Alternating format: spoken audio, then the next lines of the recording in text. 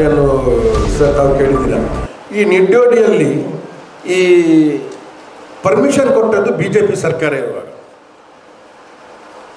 ಇದಕ್ಕೆ permission ಆದದ್ದೆಲ್ಲ BJP ಸರ್ಕಾರ ಇರುವಾಗ ಇವರು ಯಾರ ವಿರುದ್ಧ ಪ್ರತಿಭಟನೆ ಮಾಡೋದು? ನನಗೆ ಬಂದ ಮಾಹಿತಿ ಪ್ರಕಾರ ಅದರಲ್ಲಿ ಪಾರ್ಟ್ನರ್ ಇರುವವರು ಜಗದೀಶ್ ಅಧಿಕಾರಿ ಅವರು, ಆ ಕ್ವಾರಿಯಲ್ಲಿ ಪಾರ್ಟ್ನರ್ ಇರುವವರು ಜಗದೀಶ್ ಅಧಿಕಾರಿ ಅವರು. ಜಗದೀಶ್ ಅಧಿಕಾರಿ ಅವರು ಆ ಕ್ವಾರಿ ವಿಚಾರದಲ್ಲಿ ನನಗೆ ಕೂಡ ಫೋನ್ ಮಾಡಿದ್ದಾರೆ.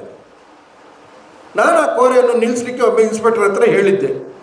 ಆ ಸಂದರ್ಭದಲ್ಲಿ ಜಗದೀಶ್ ಅಧಿಕಾರಿಯವರು ಆ ಕ್ವಾರಿ ವಿಚಾರದಲ್ಲಿ ನನಗೆ ಕೂಡ IPL ಕೂತ್ಕೊಂಡು ಫೋನ್ ಮಾಡಿದ್ದಾರೆ.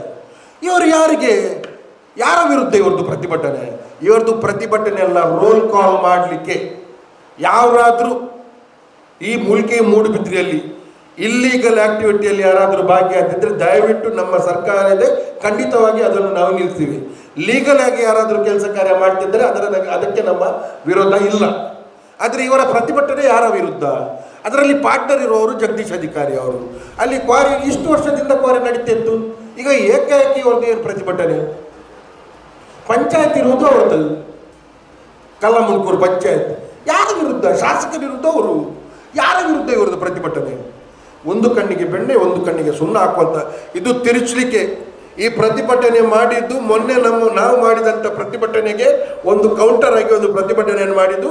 ಆ ಮೊನ್ನೆ ಮಾಡಿದಂತಹ ಸಬ್ಜೆಕ್ಟನ್ನು ಜನರು ಮರೆತು ಹೋಗಬೇಕೆಂಬ ಉದ್ದೇಶದಿಂದ ಈ ಪ್ರತಿಭಟನೆ ಮಾಡಿದ್ದು. ಬೇರೆ ಈ ಪ್ರತಿಭಟನೆಯಲ್ಲಿ ಯಾವುದೇ ರೀತಿಯ ಒಂದು ಸಾಮಾಜಿಕ ಹೋರಾಟ ಇಲ್ಲ. ಪ್ರಶ್ನೆ